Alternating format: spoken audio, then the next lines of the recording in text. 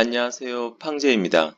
오늘은 지난 시간에 배웠던 1차원 배열을 확장한 2차원 배열과 포인트의 관계에 대해서 배워보도록 하겠습니다. 먼저 기억하셔야 할 점은 배열명은 포인터라는 점입니다.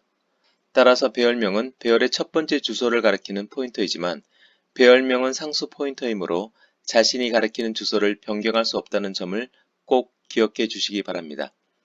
그럼 2차원 배열을 선언하고 그 값을 다음과 같이 할당해 보았습니다. 이를 모식도로 나타낸 비슷한 그림을 이미지 검색을 통해 찾아보았습니다. 삼행사열 배열의 각 자리를 두 개의 첨자를 이용하여 접근이 가능함을 보여주고 있습니다. 이렇게 생성된 배열을 지난 시간에도 사용하였던 사이즈 오브 연산자를 사용하여 배열의 크기를 확인해 보겠습니다.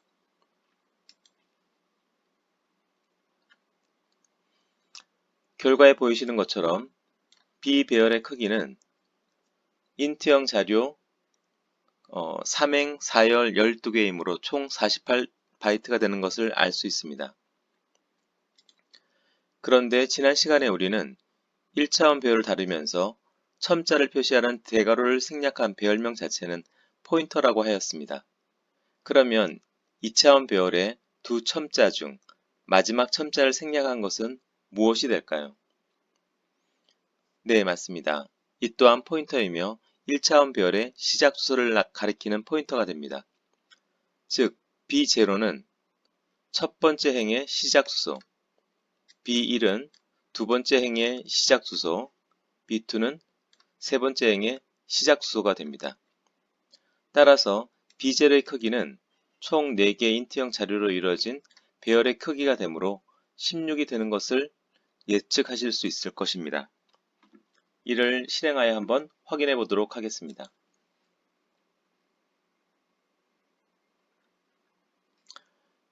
네, 결과에 보이시는 것처럼 B0의 크기도 16바이트가 나오는 것을 알 수 있습니다.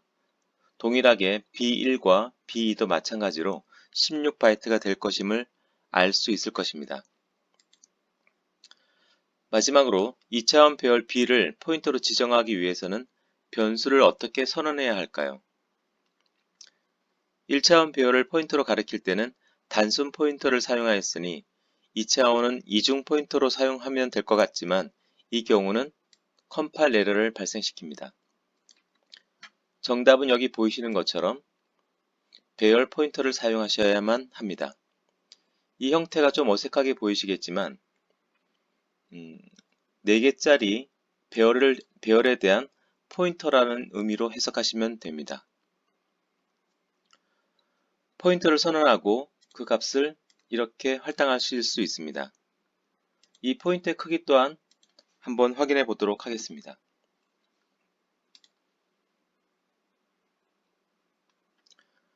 결과에 보이시는 것처럼 64비트 시스템에서는 인트형의 포인터의 크기는 8바이트가 되는 것을 알 수 있습니다.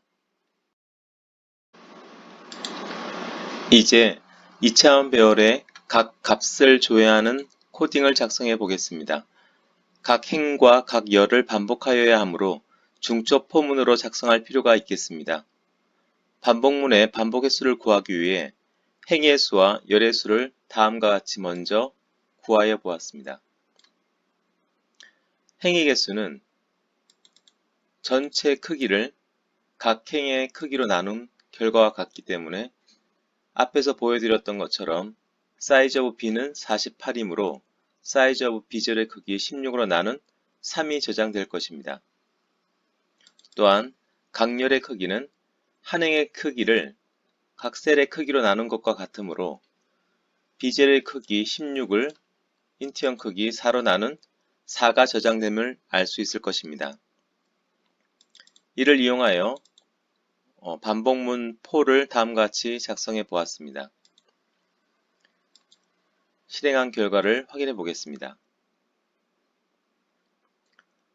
지금 보이시는 것처럼 그 값이 모두 정상적으로 잘 표현되는 것을 알 수 있습니다.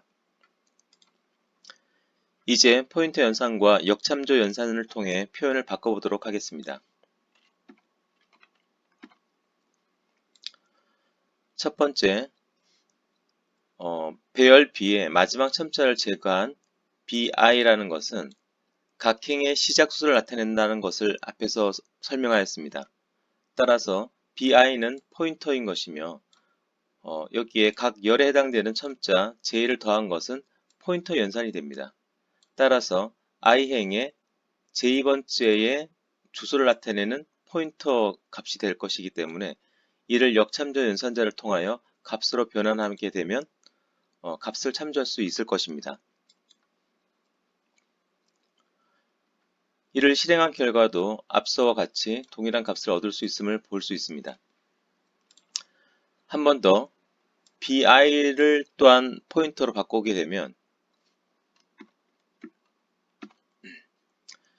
b는 2차원 포인터의 시작수가 되며 이 b에다가 각 행에 해당되는 i 값을 더하게 되면 i번째 행의 2차원 배열이 될 것입니다.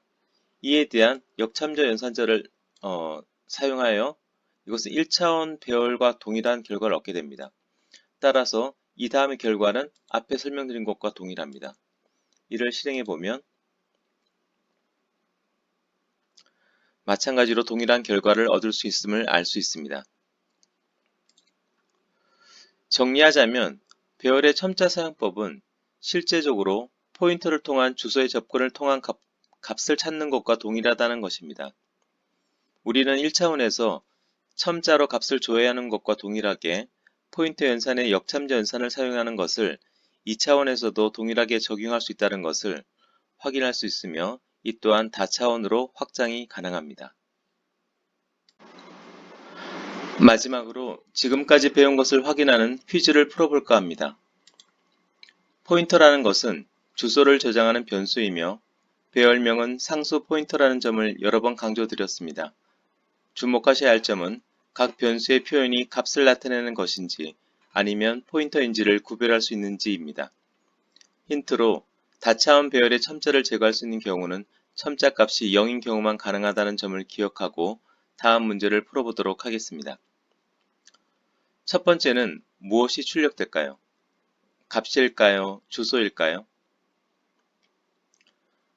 네, 그렇습니다. 당연히 주소입니다. 그럼 어디에 주소일까요? 그렇죠. B00의 주소입니다. 첨자 0이 생략되었다고 볼 수 있기 때문입니다. 그럼 두 번째는 무엇일까요? 네, 이것도 바로 정답이 떠오르실 것입니다. B1,0에 해당되는 주소입니다.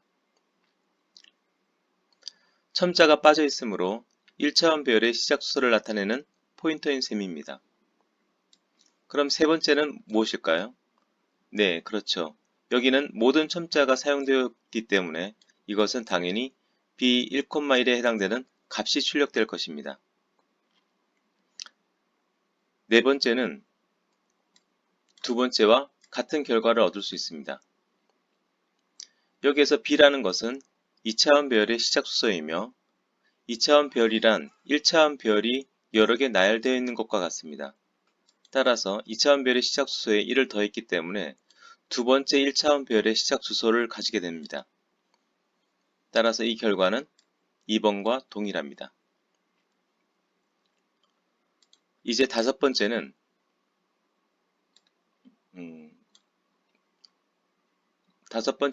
두 번째 행렬에 다시 1을 더한 것인데 두 번째 1차원 배열에 1을 더했기 때문에 이것 또한 포인터 연산이며 이것은 1,1의 주소값에 해당됩니다.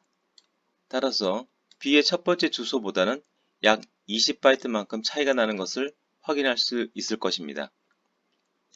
여섯 번째는 다섯 번째 결과에 역참조 연산자를 사용하고 있습니다. 따라서 이것은 포인터 그 주소값에 해당되는 값을 출력하는 것을 알 수 있을 것입니다. 즉 B1,1에 해당되는 값이 출력될 것입니다. 마지막 일곱 번째는 조금 헷갈릴 수 있는 부분이긴 한데 하나씩 해석해 보도록 하겠습니다. 먼저 B1에 해당되는 것은 두 번째 행의 시작 주소라는 점은 앞에서 설명을 드렸습니다. 여기에 역참조 연산자를 사용하였기 때문에 이것은 B1,0의 값이 출력이 됩니다. 그 이후에 1을 더했기 때문에 이것은 값과 값의 연산을 통하여 b1,1에다가 1을 더한 결과를 얻을 수 있습니다. 자, 이제 실행하여 그 결과를 확인해 보도록 하겠습니다.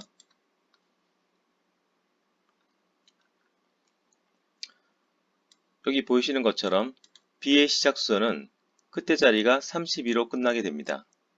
b1은 앞에서 언급하였던 것처럼 16바이트만큼 차이가 나는 것을 확인할 수 있습니다. 다음에 b1,1에 해당되는 값은 50이며 4번에 1,0의 주소값도 마찬가지로 2번과 동일한 것을 알 수 있습니다. 또 5번은 다시 여기 4가 더해진 52가 되는 것을 확인할 수 있으며 이 주소에 해당되는 값 50이 출력되었고 7번은 1,0에 해당되는 값 40에 1이 더해진 41이 출력되었습니다. C 언어에서의 포인터는 C 언어가 저급 언어의 특성을 포기하지 않은 특성 중의 하나로 이용자에게는 어렵게 느껴지는 게 사실이지만 그 표현식을 이해하고 나면 그렇게 어렵게만 느껴지지는 않을 것입니다. 다음 시간에는 구조체와 포인터의 관계에 대해서 더 학습해 보도록 하겠습니다. 감사합니다.